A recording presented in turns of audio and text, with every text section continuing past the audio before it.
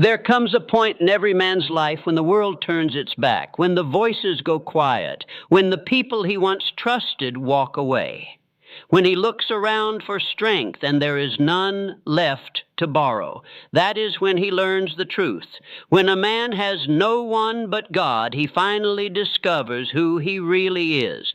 It's in the silence, not the applause, that greatness is forged. It's in the moments of isolation, not in crowds or compliments, that character is carved out of stone.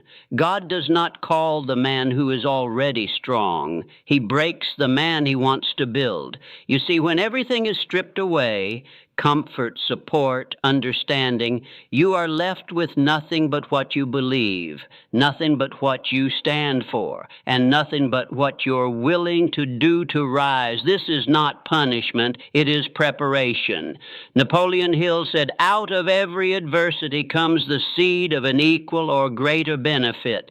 But what he didn't say out loud, and what you feel in your soul, is that the seed is buried in pain, hidden in the dirt. You have to dig for it. You have to bleed for it. You have to keep going when no one is clapping. When a man has no one but God, that is when his prayers change. They stop being requests. They become weapons. They become war cries. Not make it easier, but make me stronger. Not take it away, but teach me to carry it. This is where faith is no longer something you talk about. It becomes breath in your lungs, fire in your bones, and steel in your spine. And this is where most people quit.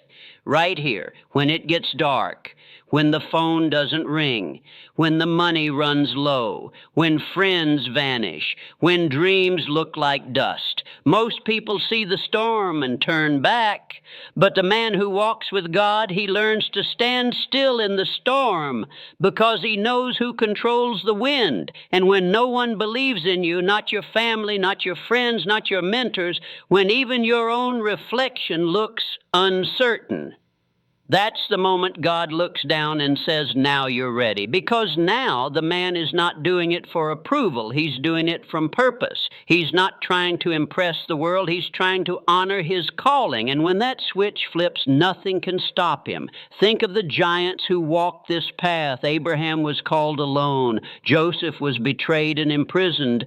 David was hunted in caves before he wore the crown.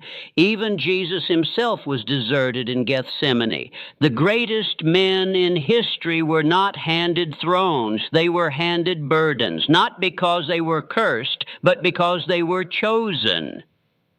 And that's the difference. Some men break in isolation, others break through. There is a divine reason for the silence, for the waiting, for the confusion. It's because God is pruning everything that cannot go with you into your next level. The people who left, they couldn't carry the weight of your future. The doors that shut, they weren't worthy of your purpose. You think you're being buried, but you're being planted. And what grows from this pain will shake the world. So yes, let them misunderstand you. Let them mock you. Let them write you off. Let them forget your name. Because God did not call a crowd, He called you. And if He put the vision in your heart, then He has already equipped you for the fire. That pain you feel, it's not weakness, it's labor. It's the contraction before the birth of the man you were always meant to become. No man becomes powerful by comfort. No man finds his calling in convenience. Power is born in pressure. Vision is born in valleys. And calling is born in chaos. When you lose everyone, but you don't lose yourself, that's when you've won. You see, the world teaches dependency on approval, but God teaches authority through faith. You don't need 100 people to believe in you. You need one reason to keep believing in yourself and one God to back you up. Every step forward in the dark is a declaration. I don't walk by sight. I walk by fire. I walk by faith. There is no greater force on earth than a man with nothing left to lose except his purpose. That man is dangerous. That man is focused. That man is finally free, Because when the world abandons you and God is all you have left, you discover God is all you ever needed. So what will you do when they forget your name? You build one they can't erase. What will you do when they say you can't? You rise until they ask how you did it. What will you do when you're alone? You realize you're not. You never were, because the silence wasn't empty. It was filled with a voice that said, I'm with you. I'm training you. I'm transforming you.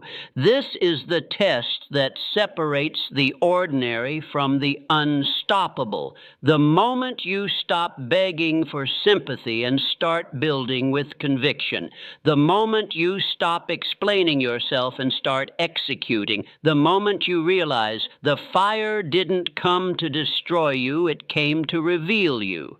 When a man has no one but God, he no longer seeks the spotlight. He becomes the light. He becomes disciplined, focused, relentless, because he knows where his help comes from. Not from comfort, not from applause, but from the God who watched him cry in silence and said, I will turn your pain into prophecy, your suffering into strength, your story into a sword.